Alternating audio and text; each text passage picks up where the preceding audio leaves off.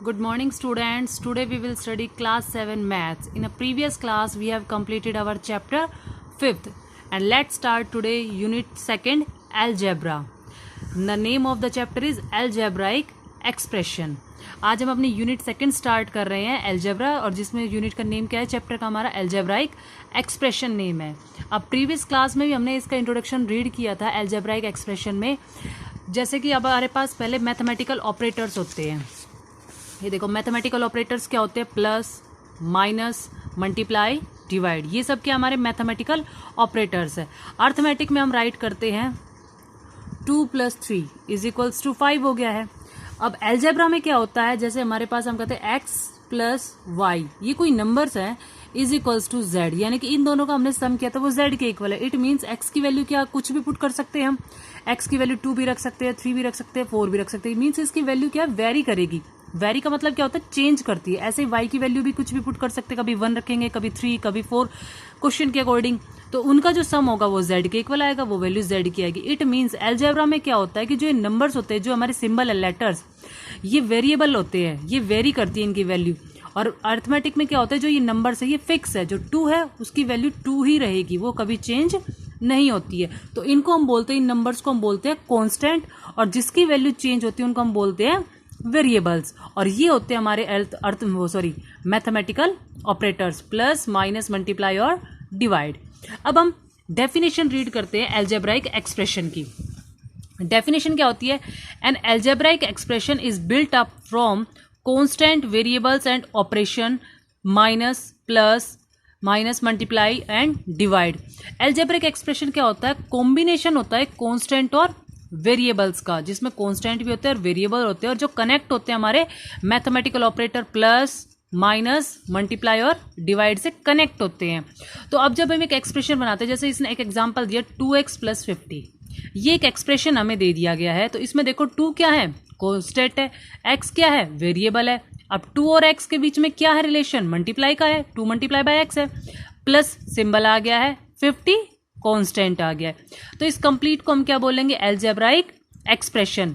It is a combination of constant and variable connected by mathematical operator. और इसमें mathematical operator क्या है, plus, और यहाँ पे क्या यूज हुआ है, मल्टीप्लाई हुआ है. तो इसको हम बोलेंगे 2x को, तो हम बोलेंगे ये हमारा वेरिएबल है x, और 50 क्या हमारी एक कांस्टेंट है. अब इसकी डेफिनेशन हमें नोटबुक में भी राइट करनी है, तो डेफिनेशन प्रॉपर कर लेते हैं. अब देखो फर्स्ट डेफिनेशन क्या है, टर्म. टर्म क्या होती है, जो ये एक है 2x, ये एक टर्म है, 50 भी क्या एक टर्म है. जो प्लस माइनस से कनेक्ट हो जाए वो टर्म होती है अलग अलग. तो 2x एक अलग टर्म है. व्हेन प्लस और minus sign separate an algebraic expression into 2 parts, each part is called a term. जो प्लस और माइनस का सिंबल होता है, जैसे इस एग्जांपल में प्लस था, प्लस ने हमारे दो नंबर्स को कनेक्ट किया है, 2x को और 50 को. तो 2x भी एक टर्म हो गई और 50 भी एक टर्म हो गई है. तो जो प्लस और माइनस साइन जिन एक्सप्रेशन को ज्वाइन कर दे तो वो क्या होती है, हमारी टर्म होती है, और ये सेपरेट भी इसी से ही होते हैं. तो इसके हम डेफिनेशन प्रॉपर लिखेंगे. व्हेन प्लस और minus sign separates an algebraic expression into parts, each part is called a term. The algebraic expression 2x + 50 has been separated by. अब देखो 2x + 50 को कैसे सेपरेट करेंगे हम, 2x एंड 50, इस तरह से हम इसको सेपरेट करेंगे. तो ये क्या होगी, 2x एक टर्म हो गई और 50 भी एक टर्म हो गई है. नेक्स्ट डेफिनेशन आती है हमारी कांस्टेंट. कांस्टेंट मैंने आपको बताया जिसकी वैल्यू फिक्स होती है.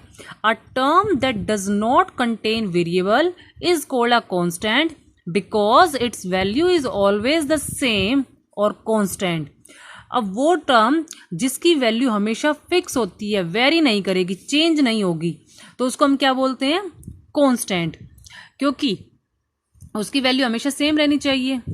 और अभी मैंने बताया भी था ऊपर, हमने कांस्टेंट जब पढ़ा था कि उसकी वैल्यू कभी भी वेरी नहीं करती है.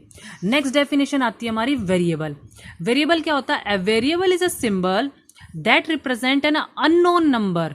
वेरिएबल क्या होता है, एक सिंबल होता है, जैसे XYZ, कोई भी अल्फाबेट ले लिया, ABC कुछ भी, तो उनकी वैल्यू क्या है, हर बार चेंज हो सकती है. किसी क्वेश्चन में तो x की वैल्यू 2 पुट करेंगे, किसी में 3 पुट कर देंगे हम, तो वो क्या हो गया, वेरी करती है वैल्यू, तो उसको हम बोलते हैं variables.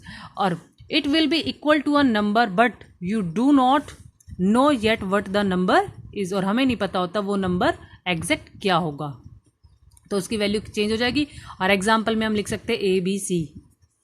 The variable we must often use in X, mostly हम क्या यूज करते हैं, एक्स यूज करते हैं, but the variable can be any letter Y Z, कोई भी लेटर हो सकता है, उसमें कोई फिक्स नहीं है, हमारा कोई भी अल्फाबेट हो सकता है, 26 हमारे पास अल्फाबेट है, हम कोई भी अल्फाबेट यूज कर सकते हैं।